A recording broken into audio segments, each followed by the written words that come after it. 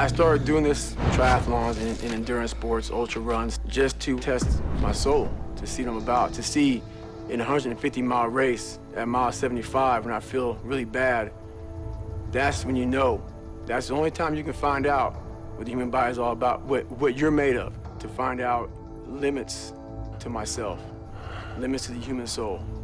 And every day I'm trying to see if I have limits.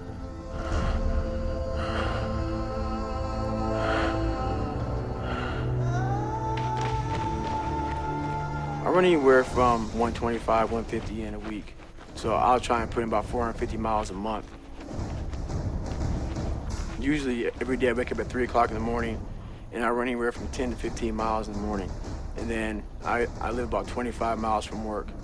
So I get my bicycle, commute into work, do a normal work day.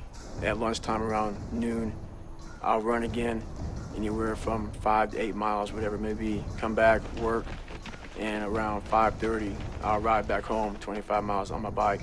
If I'm feeling good and I want to get more miles, I'll get off the bike and do like a short 3 or 4 or 5 mile run. That's my everyday life. So I don't just train like an hour or so. I train until something is uncomfortable, and then that's when you know who you are. The only easy day was yesterday. It just never ends. I mean, I've done some races where you're on a 1 mile track and you'll run for 48 hours straight. So imagine running 48 hours and running 1 mile track.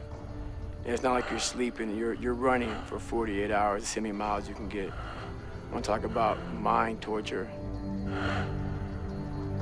My life doesn't have a finish line.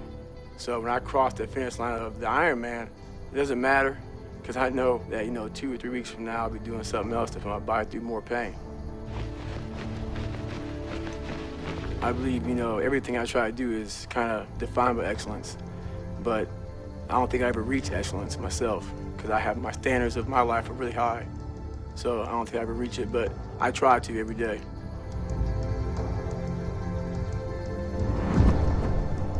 You have to be a good individual first before you can be a good team player. I know for a fact how bad hell week is. I went through it a couple times. It's probably the most brutal military training anybody can go through. So everybody to my left and everybody to my right, they've been through this. So I know mentally, these individuals are extremely hard. And when stuff gets bad in any situation, I know these guys have my back.